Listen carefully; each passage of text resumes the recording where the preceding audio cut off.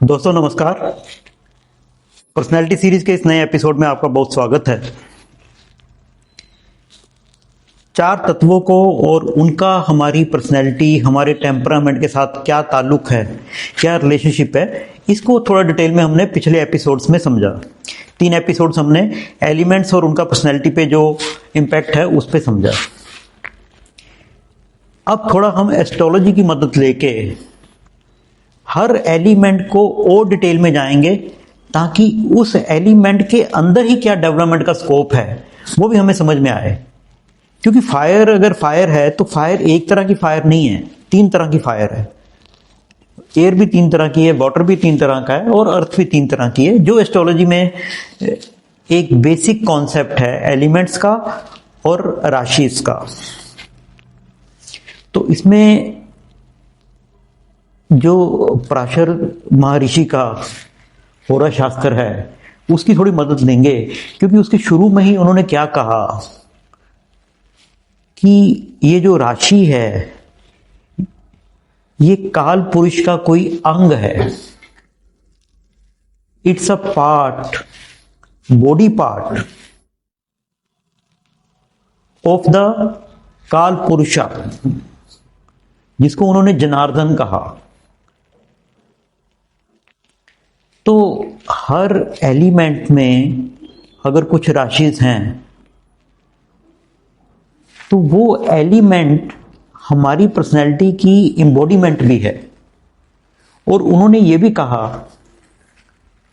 कि ये जो राशिस हैं ये अनकॉन्शियस पार्ट है, जो कि बहुत ही खूबसूरत बात लगती है पूरे कॉन्सेप्ट की।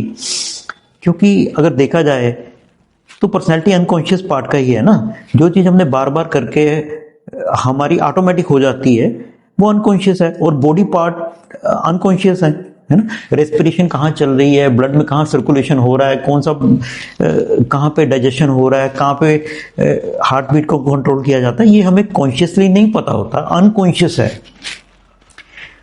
तो उन्होंने हर पार्ट को, अनकॉन्शियस पार्ट को एक राशि एलोकेट की। और राशि मतलब इज अ क्लस्टर, कुछ बॉडी पार्ट्स का क्लस्टर है तो वो राशि है। और उससे भी काफी कुछ हमें पर्सनैलिटी के बारे में समझ में आएगा। तो सबसे पहले बात करेंगे फायर राशिस की। फायर तत्व में 3 राशिस हैं। तो जैसे जैसे पहली, दूसरी और तीसरी थोड़ी एवोल्यूशन आपको मिलेगी। तो 3 राशिस हैं फायर तत्व की। पहली है मेष राशि या जिसको एरिस बोलते हैं, दूसरी है लियो जिसको सिंह भी बोला जाता है, और तीसरी है सेजिटेरियस या जिसको धनु राशि बोलते हैं। इन राशियों से भी हम काफी कुछ उस एलिमेंट से, उस पर्सनैलिटी के बारे में सीख सकते हैं। और थोड़ी कोशिश करूंगा कि हर एलिमेंट से रिलेटेड जो राशि है उस राशि से रिलेटेड एक कहानी भी मैं शेयर करूं आपसे, ताकि उस राशि का, उस एलिमेंट का हमें क्रक्स या जिस्ट पता लग जाए कि है क्या। एरिस सबसे पहली फायर है। ये कोई सिविलाइज्ड फायर नहीं है, ये टेम्ड फायर नहीं है जिसको हमने अपने कंट्रोल में कर लिया। ये सिविलाइजेशन से पहले वाली फायर है, जिसको नीत्शे ने भी कहा ना, विल पावर। ये वो वाली फायर है जो अंजाम की चिंता किए बगैर जो जज्बा प्रकट होता है, वो मेष राशि है, एरिस है, पहली फायर है। और क्योंकि ये पहली फायर है, पहली राशि है, पूरे 360 डिग्री के जोडिएक में ये पहली 12 राशियां बटी हुई हैं। उनमें से पहली मेष है, 5वीं सिंह है और 9वीं धनु राशि है। ये क्रम भी आपसे शेयर करता रहता हूं ताकि आपको सीक्वेंस भी पता लगता रहे। ये पहली राशि है। इसकी जो मेन तलाश है वो अमृत की है। एक ऐसा एक्शन ले लूं जिससे परमानेंट फेम मिल जाए, उस मूवमेंट में बड़ा एक्शन लेना और उसका अंजाम सोचे बगैर वो एक्शन लेना। तो एरिस राशि की जो फायर है वो अनटेम्ड फायर है, वो अनकंट्रोलेबल फायर है। ये प्रॉब्लम सॉल्विंग फायर है। कहीं भी प्रॉब्लम है उसको सोल्व करना है, कैसे भी हो सोल्व करना है। उसके लिए क्या नियम है कि कुछ है वो देखना जरूरी नहीं है, उसको सोल्व करना है। जहां एरिस राशि डोमिनेंट होती है, they are the first action takers. ये लोग यहां मिलिट्री में होंगे या पुलिस में होंगे या सर्जन होंगे, जो बड़ा एक्शन ले रहे हैं उस मूवमेंट में बहुत बड़ा एक्शन है, उस टाइम के हिसाब से वो एक्शन बड़ा है। एक छोटे से टाइम में मिलिट्री हजारों लाखों लोगों को के ऊपर हमला कर देती है, या एयर अटैक हो गया, या सर्जन है उस छोटे से आधे घंटे में किसी को मृत्यु के द्वार से वापस ले आता है। तो बड़ा एक्शन उस मोमेंट में करना, ये एरिस की मेन खासियत है। ये बहुत ही एक्शन ओरिएंटेड राशि है। ये फायर अनसिविलाइज्ड फायर है, इसमें अंजाम का डर बिल्कुल भी नहीं होता, अमृत की तलाश होती है। इसकी जो स्टोरी है एरिस राशि की, तो कश्यप ऋषि की दो पत्नियां थी, एक का नाम था विनीता और एक का कद्रू। और विनीता और कद्रू जा रहे थे, तो उन्होंने आसमान में देखा एक घोड़ा जा रहा है। तो विनीता ने कहा इस घोड़े की पूंछ जो है वो सफेद रंग की है। कद्रू ने कहा नहीं नहीं, ये सफेद रंग की नहीं, काले रंग की है। तो दोनों में शर्त लग गई। कद्रू ने कहा कि अगर काले रंग की निकली ये पूंछ, कल फिर इसको देखेंगे तो तुम जीवन भर मेरी दासी बन के रहोगी। विनीता अपने आप में श्योर थी कि ये सफेद रंग की पूंछ थी, तो वो एग्री कर जाती है इस शर्त पे। लेकिन कद्रू के जो बेटे थे वो नाग थे। वो अपने बेटों को कहती है कि तुम उस घोड़े की पूंछ से लिपट जाना, जब वो काट से निकलेगा तो मैं उस वक्त विनीता को दिखाऊंगी और कहूंगी कि इसकी जो पूंछ है वो तो काली है। और हुआ भी ऐसा, और कद्रू धोखे से ये शर्त जीत जाती है और विनीता को गुलामी करनी पड़ती है कद्रू की। विनीता का बेटा हुआ गरुड़। वो एरिस का एक प्रतीक है। उसे अपनी मां को इसकी गुलामी से बचाना था। तो कद्रू कहती है कि अगर तुम अमृत ला सकते हो तो अमृत ला दो, अमृत लाते ही मैं तुम्हारी मां को कैद से मुक्त कर दूंगी। तो अमृत कलश लेके आता है गरुड़। ये लंबी कहानी है, आप पुराणों में पढ़िएगा, लेकिन सार कहानी का यही है, अमृत ले आता है गरुड़। और उस अमृत की कुछ बूंदें नीचे धरती पे भी गिर जाती हैं, घास पे गिर जाती हैं, और वो घास जो है वो कुशा का रूप, बड़ी तेजदार जो घास है, कुशा का रूप धारण कर लेती हैं। और जो कद्रू के बच्चे थे, जो सांप थे, वो भी उसको चख लेते हैं, वो भी अमर हो जाते हैं। और उनकी जीभ जो दो हिस्सों में डिवाइड हो जाती है, वो एरिस का साइन है एक तरह से। एरिस का साइन सांप की जीभ के तरह भी इंडिकेट करता है। तो अमृत एरिस का सिंबल है। एक्लिस नाम का जो योद्धा होमर की कहानियों में मिलता है, उसके पास दो चॉइसेस थी, या तो बहुत लंबा जीवन या एक छोटा सा जीवन जिसकी याद दुनिया बाद तक करती रहे, शौर्य से भरा हुआ, वीरता से भरा हुआ।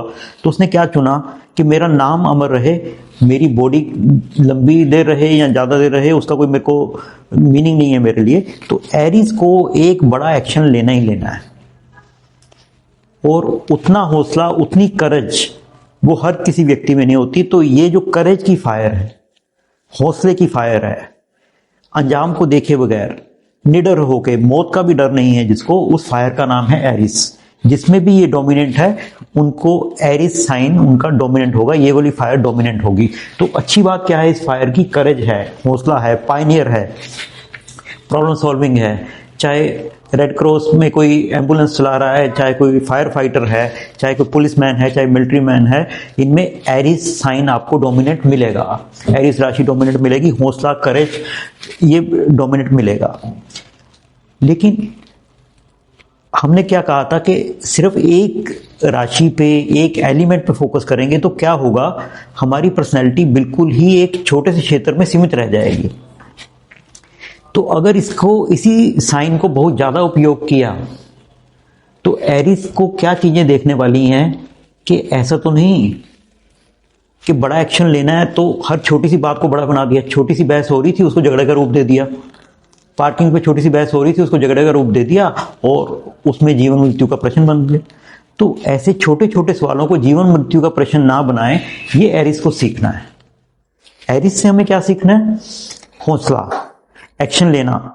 जहां एक्शन लेने की जरूरत है वो हम थोड़ा एरिस से सीख सकते हैं, ये अच्छी बात है। एरिस दूसरे की सुनता नहीं है, एरिस को सुनने की एक कला सीख सकता है दूसरे एलिमेंट से। ये इस फायर एलिमेंट की मेन जो है कैरेक्टरिस्टिक्स है। अब ये फायर थोड़ी सी डेवलप होती है अगर एरिस के अंदर थोड़ा सा एयर वाला टेम्परामेंट आ जाए, जो सोशल वाला, दूसरों वाला, और थोड़ा अर्थ का टेम्परामेंट आ जाए, नर्चर वाला, तो उसके बाद ये फायर जो रूप धारण करती है, उस फायर का नाम है लियो। लियो मतलब सिंह राशि। अगर सिंह राशि डोमिनेंट है, ये वाली फायर डोमिनेंट है, इसका मेन मकसद है शाइन करना, चमकना। सब तरफ मैं ही नजर आ रहा हूं। राजा जैसे सब जगह आप देखते हैं, राजा का फोटोग्राफ सब जगह होता है, वहां लियो साइन, अपने आप को हर जगह देखना, ये लियो साइन की बहुत बड़ी एक खासियत भी है। इनको अपनी आइडेंटिटी से बहुत प्यार है। तो राजा है, दिल भी बड़ा है, दिल बड़ा है, मैग्नेनिमस है। तो दान करना, पुण्य करना, लोगों को दे देना, बिना काबिलियत देखे भी दे देना, क्योंकि राजा है। आप देखते हैं, मूवीज में भी देखते होंगे, किसने बताया कि आपके यहाँ बेटा हुआ है तो उसको अपने गले का हार उठा के दे दिया, कंगन उठा के दे दिया सोने का। मैग्नेनिमस है ये। मैग्नेनिमिटी, ये शाइनिंग, प्रकाश फैलाना और लाइफ को सस्टेन करना लियो का बहुत बड़ा काम है। जितना भी जीवन है वो सूर्य से, लियो का सिंबल सूर्य भी है, सूर्य भी लियो का सिंबल है। तो सूर्य ना सिर्फ रोशनी दे रहा है, जीवन भी दे रहा है। तो सिर्फ रोशनी ही नहीं, जीवन भी देते हैं। तो लियो साइन अगर डोमिनेंट है लाइफ में, तो ये दूसरों को जीवन प्रदान करने का भी है, लेकिन फोकस अपने आप पे ही है कि मैं जीवन दे रहा हूं, मैं जीवन दे रहा हूं। तो इनकी अच्छी बात तो ये है, मैग्नेनिमस है,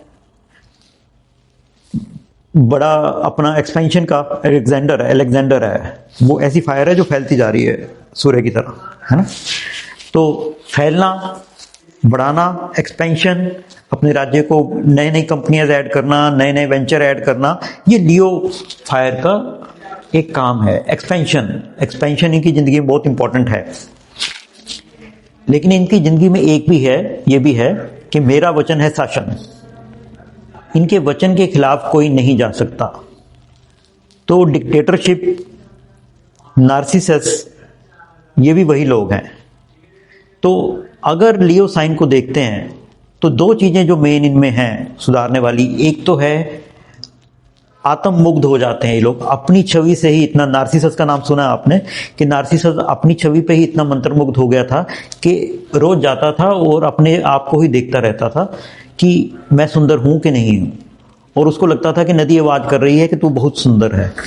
तो अपनी एको को ही ये समझता था कि मैं बहुत सुंदर हूं। तो अपनी छवि से बहुत ज्यादा प्यार हो जाना।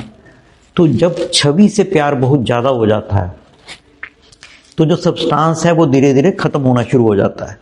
तो अगर लियो साइन इंपॉर्टेंट है तो इसका ओवर यूज करने से, कोई भी साइन तभी खराब होगा जब उसका हम ओवर यूज करेंगे। तो लियो का ओवर यूज करने से क्या होगा, छवि पे ज्यादा केंद्र रह जाएगा और जो एक्शन है उस पे जो फोकस है वो कम हो जाएगा। ये पहली चीज है। और दूसरी चीज जो इनको ख्याल रखनी है, जैसे राजा बलि था, राजा बलि बहुत बड़ा दानी था, मैग्नेनिमस था। तो भगवान विष्णु उससे वामन रूप बन के मांगने आए और उसने धीरे धीरे अपना सब कुछ राजपाट दान दे दिया। तो मैग्नेनिमिटी में कई बार ये भी हो सकता है कि दीपक तले अंधेरा हो जाए। तो लियो साइन की इस फायर को जो दूसरी बात ख्याल रखने वाली है कि ऐसा मैग्नेनिमस ना हो जाए कि अपने घर में बिल्कुल ही फाके पड़ जाए। तो ये दो चीजें लियो को ख्याल में रखने वाली है। मंत्रमुग्ध नहीं होना है, नार्सिसस कैरेक्टरिस्टिक्स इनमें बहुत ज्यादा मिलते हैं। डिक्टेटरशिप वाला रवैया कई बार हो सकता है। कंट्रोल, क्योंकि हमने सोचा था बॉडी पार्ट्स की बात करेंगे। एरिस का जो बॉडी पार्ट है वो है हेड, और जो लियो का बॉडी पार्ट है वो है स्टमक वाला एरिया। बहुत सारे हमारे कंट्रोल वाले सेंटर हैं, लीवर है, लंग्स हैं, ये यहीं पे रहते हैं। तो हर चीज को कंट्रोल करना ये भी एक लियो का अच्छी बात भी है कि जैसे राजा को कंट्रोल रखना होता है, लेकिन बहुत ज्यादा माइक्रो मैनेजमेंट भी ये कर सकते हैं कि हर चीज को मैं ही देखूंगा, मेरे बिना कुछ नहीं होगा, मेरा वचन है शासन। तो ये चीज भी इनको ख्याल रखनी है। तो ये लियो फायर वाली होगी। ये लियो फायर से दो चीजें हमने देखा कि डिक्टेटरशिप, नार्सिसस होना और बहुत ज्यादा लुटा देना, ये चीजों का इनको ख्याल रखना है। और लियो से कोई चीज सीख सकते हैं तो दरिया दिली सीख सकते हैं। जो हम अपनी तंग दिली को छोड़ना हो तो लियो से सीख सकते हैं। दरिया दिल कैसे होना है वो लियो है। इसके बाद जो तीसरी फायर आती है, ये तीसरी फायर दोनों फायर से बहुत अलग है। ये फायर एरिस की जो उस क्षण में मेरे को महान होना है, लियो की जो फायर है कि मैं राजा हूं, मेरे को एक्सपैंड करना है, ये वाली फायर है। तीसरी फायर जो सैजिटेरियस की फायर है वो है फेथ की फायर, कि छुपा लो दिल में ये प्यार मेरा, कि जैसे मंदिर में लो दिए की। कि ये धीरे से छोटी सी ज्वाला है जो जल रही है ज्योति की तरह, लेकिन ये इतनी फैल चुकी है कि ये बाहर नजर नहीं आ रही, हर एक के दिल में आ चुकी है। ये ज्ञान की ज्योति है, नॉलेज की फायर है। तो ये फायर जब हो जाती है डेवलप, पहली आइडिया वाली फायर थी एरिया की, एरिस की, लियो की फायर एक्शन पे आ गई, तीसरी अब नॉलेज पे आ गई। तो नॉलेज वाली फायर इस फायर का बड़ा इवॉल्व रूप है, उसी फायर का बड़ा इवॉल्व रूप है जिसको सैजिटेरियस या धनु साइन कहते हैं। सैजिटेरियस की भी अपनी कहानी है। सैजिटेरियस साइन में अगर आप हिस्ट्री में देखें तो युधिष्ठिर महाभारत में जो हैं सबसे बड़े पांडव, उनका लगन भी सैजिटेरियस था।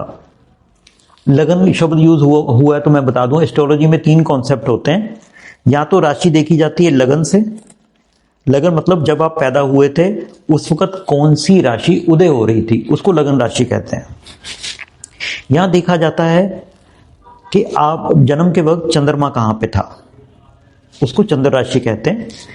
और यहां देखा जाता है जन्म के वक्त सूर्य कहां था, उसको सूर्य राशि कहते हैं। ये 3 तरह से राशि को देखा जाता है। कोई भी आप देख लीजिएगा, कोई ना एक डोमिनेंट रहता है इसमें से। तो युधिष्ठिर का लगन सैजिटेरियस धनु लगन था। धनु लगन के कारण विश्वास की ज्वाला बहुत ज्यादा थी कि जो होगा वो सही होगा, लेकिन इस ज्वाला से ट्रस्ट तो आ जाता है, फेथ तो डेवलप होता है, लेकिन कई बार व्यक्ति धोखा खा जाता है। तो शकुनी और दुर्योधन पे फेथ करके ये जुआ खेलते हैं। तो उस धर्म को बचाने के चक्कर में सामने वाले की मंशा को ना पढ़ पाना, ये सैजिटेरियस की एक कमी है। ये अपने ज्ञान पे बहुत ज्यादा कई बार विश्वास रख लेते हैं और उस क्षण में प्रेजेंट नहीं होते। जो हिस्टोरिकल ज्ञान की एक लीनियज चल रही है, लीगेसी चल रही है, उस पर बहुत भरोसा है, लेकिन उस मोमेंट में जो हो रहा है, उस मोमेंट में क्या किसके माइंड में चल रहा है, उसको इग्नोर कर देते हैं। अपने अंदर की उस फायर पे ज्यादा फोकस है, बजाय इससे कि सामने वाला क्या कर रहा है। तो सामने वाले के एक्शन चेंज भी होते रहे, लेकिन ये अपने फेथ पे स्थिर रहे। ये सैजिटेरियस फायर को बड़ा ध्यान रखना है। तो अच्छी बात क्या है, नॉलेज है, फेथ है, ट्रस्ट है, ये अच्छी बात है इस फायर की। लेकिन इस फायर को 2-3 चीजें ध्यान में रखनी है। पहली तो ये कि आंखों पे भी उतना ही विश्वास रखना है जितना कि दिल पे विश्वास है। दिल में जो ज्वाला जल रही है उसके साथ साथ आंखें भी कुछ आपको नई इंफॉर्मेशन दे रही हैं। आंखों में तो फायर है ना, वो फायर भी कुछ कह रही है। कई बार उस फायर को ये इग्नोर कर देते हैं कि आंखों के सामने पासे बदले जा रहे थे, उसको इग्नोर कर दिया। युधिष्ठिर की एग्जाम्पल के साथ सजिटेरियस की एक और एग्जाम्पल है। ब्राजील के फार्मूला 1 के रेसिंग के बहुत बड़े चैंपियन थे, सेना नाम से। सेफ्टी पे बहुत बड़ा इनका विश्वास था कि सेफ्टी होनी चाहिए ट्रैक्स पे, लेकिन उस दिन जब ये रेसिंग पे निकले उस वक्त ट्रैक की हालत में क्या सेफ्टी के एनवायरनमेंट थी, क्या हालात थे, उसको इग्नोर करते हुए वही उनकी मृत्यु का कारण भी बना सेना की। तो प्रेजेंट जो है उसको देखना, ये सजिटेरियस को बहुत सीखना है। इसको अगर जेमिनी ज्योतिष में आप देखें, सजिटेरियस को राशि कहते हैं ग्रेट फॉल की राशि है, बहुत ऊंचाई से गिरने वाली। इनके लक्ष्य बहुत बड़े होते हैं, बहुत ऊंचे होते हैं, और उन ऊंचे लक्ष्यों से एकदम गिरने वाला भी सजिटेरियस ही होता है। युधिष्ठिर भी बहुत ऊंचाई से, इंद्रप्रस्थ बहुत बढ़िया बन चुका था राजा से, और उसके बाद अज्ञातवास और वनवास और महाभारत का युद्ध, ये ग्रेट फॉल था। सजिटेरियस को ख्याल क्या रखना है कि ऑपोजिट जो एयर साइन है, एयर साइन क्या है, आसपास क्या मूवमेंट हो रही है उसके प्रति सतर्क रहना, वो सतर्कता इनको डेवलप करनी है। तो उससे ये फायर साइन पूरा डेवलप होगा। तो हमने फायर राशि जो 3 थी, एरिस, लियो और सजिटेरियस, इनकी डेवलपमेंट साइकिल देखी। अगले एपिसोड में हम अर्थ राशि का देखेंगे कि उनकी डेवलपमेंट का साइकिल क्या है। अपना समय देने के लिए बहुत बहुत धन्यवाद। अगले एपिसोड में फिर मुलाकात होती है। नमस्कार।